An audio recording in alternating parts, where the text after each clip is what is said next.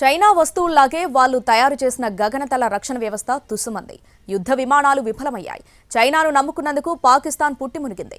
China తయారీ JF-17 యుద్ధ విమానాలు ఆటబొమ్మల్లా మారాయి. గగనతల రక్షణ వ్యవస్థ HQ-9 పనిచేయలేదు. శత్రు బలహీనత తెలుసు కదా, దాడి చేసేద్దామా అనుకుంటే ఎలా? మన బలమే కాదు, బలహీనతలు ఏమిటో కూడా తెలుసుకోవాలి కదా. మన బలహీనతను శత్రువు పసిగడితే పరిస్థితి ఏమిటనేది కూడా ఆలోచించాలి కదా. కానీ పాకిస్తాన్ అవేమీ పట్టించుకోలేదు. చైనా నుంచి కొన్ని ఆయుధాలు ఉన్నాయి కదా అని రెచ్చిపోయింది. భారత్ను దెబ్బతీసేందుకు చేసిన ప్రయత్నం బెడిసికొట్టి ఆపరేషన్ సింధూర్కు ప్రతీకారం తీర్చుకుంటామంటూ బీరాలు పలికిన పాకిస్తాన్ బొక్కబోర్లా పడింది. ముఖ్యంగా చైనాను నమ్ముకున్నందుకు చావు దెబ్బతింది.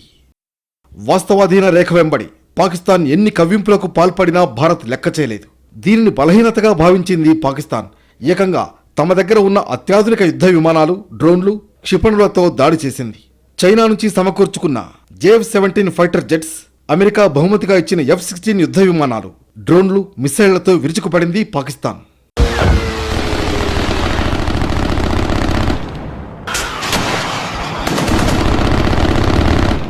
అవంతిపుర, శ్రీనగర్, జమ్మూ, పఠాన్కోట్, అమృత్సర్, కపుర్తలా, జలంధర్, లుధియానా, అదంపూర్, బఠిండా, చండీగఢ్, నాల్, పలోడి, ఉత్తర్లాయ్, భుజ్ తదితర ప్రాంతాలపై దాడులకు ప్రయత్నించింది.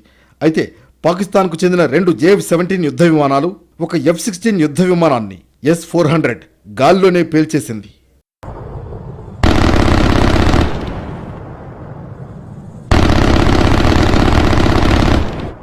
మన సరిహద్దులో మోహరించిన integrated counter unmanned air craft system grid కారణంగా పాకిస్తాన్ డ్రోన్లు లక్ష్యాలను చేరుకోలేకపోయాయి. దీంతో చైనా తయారు చేసిన వాటి పరిస్థితి ఆటబొమ్మలకు ఎక్కువ, యుద్ధ విమానాలకు తక్కువ అన్నట్లు తయారైంది. జమ్మూ కాశ్మీర్లోని పుల్వామా జిల్లాలో గల పాంపోర్ పట్టణంపై దాడికి ప్రయత్నించిన JF-17 ఫైటర్ జెట్ మన గగనతలంలోకి ప్రవేశించగానే తునాతునకలైపోయింది. పాకిస్తాన్ దాడికి భారత్ ధీటుగా బదులిచ్చింది. పాకిస్తాన్ రాజధాని ఇస్లామాబాద్ వరకు చొచ్చుకెళ్లి దాడులు చేసింది. యుద్ధ విమానాలు, డ్రోన్లు, క్షిపణులతో విరుచుకుపడింది. భారత్ ప్రతిదాడితో పాకిస్తాన్ భారీ నష్టాన్ని చవిచూసింది. భారత్ యుద్ధ విమానాలు, డ్రోన్లు, క్షిపణుల్ని నిలువరించలేకపోయింది. దీనికి కూడా చైనాయే కారణం. యుద్ధంలో గగనతల రక్షణ వ్యవస్థలు అత్యంత కీలక పాత్ర పోషిస్తాయి. శత్రువులు ప్రయోగించే క్షిపణులు, యుద్ధ విమానాల నుంచి రక్షణ కల్పిస్తాయి. ఈ విషయంలో కూడా పాకిస్తాన్ చైనానే నమ్ముకుంది. చైనా తయారీ గగనతల రక్షణ వ్యవస్థ HQ-9, HQ-16 బొత్తిగా పనిచేయలేదు. పాకిస్తాన్ పలు ప్రాంతాల్లో మోహరించిన HQ-9, HQ-16 వ్యవస్థల్ని మన యుద్ధ విమానాలు, డ్రోన్లు ధ్వంసం చేశాయి.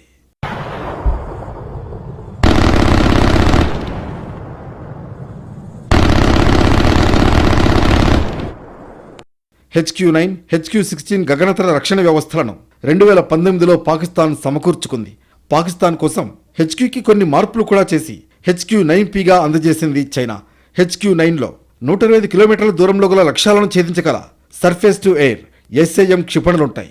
పాకిస్తాన్ కోసం 250 కిలోమీటర్ల దూరంలో లక్ష్యాలను ఛేదించగల SAM క్షిపణుల్ని HQ-9Pలో మోహరించింది చైనా. ఇక HQ-9P కంటే మరింత మెరుగైన HQ-16, HQ-16Aలను కూడా పాకిస్తాన్ సమకూర్చుకుంది.